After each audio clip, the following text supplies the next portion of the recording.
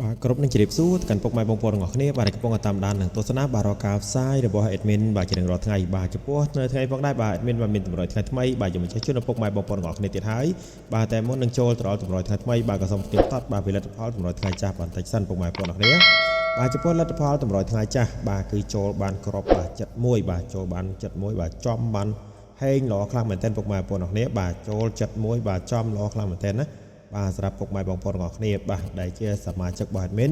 បាទគេចូលបានហេងខ្លាំងមែនតើពុកម៉ែបងប្អូនអរគ្នាបាទសម្រាប់ពុកម៉ែបងប្អូនអរគ្នាបាទនៅថ្ងៃទីបាទ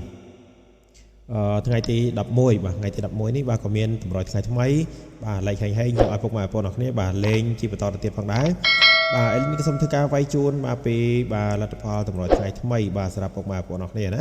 បាទចំពោះលទ្ធផលតម្រុយថ្ងៃថ្មីបាទសម្រាប់ថ្ងៃទីបាទ11ពុកម៉ែបងប្អូនអរគ្នាបាទថ្ងៃទី11បាទ admin មានតម្រុយថ្ងៃថ្មីឲ្យពុកម៉ែបងប្អូនអរគ្នាបាទយកទៅលេងទៀតហើយណា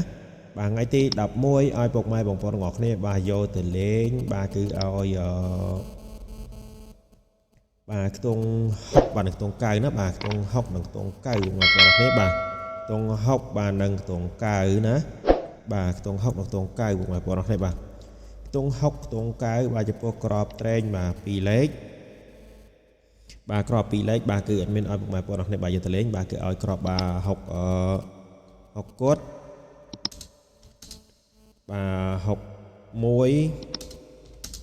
66ណាបាទ60គត់61 66បាទខ្ទង់90បាទក៏ឲ្យ94 99ណាបាទ94 99ពុកម៉ែបងប្អូនអរគ្នាបាទហើយស្រាប់អាក្រក់3លេខបាទ3លេខនៅថ្ងៃនេះបាទគឺ admin ឲ្យពុកម៉ែបងប្អូនអរគ្នាបាទយកទៅលេងបាទខ្ទង់60បាទក៏ឲ្យ061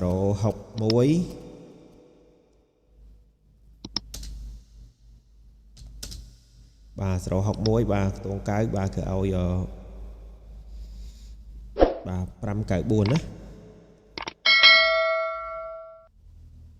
បាទ594ពុកម៉ែបងប្អូនអរគ្នាបាទ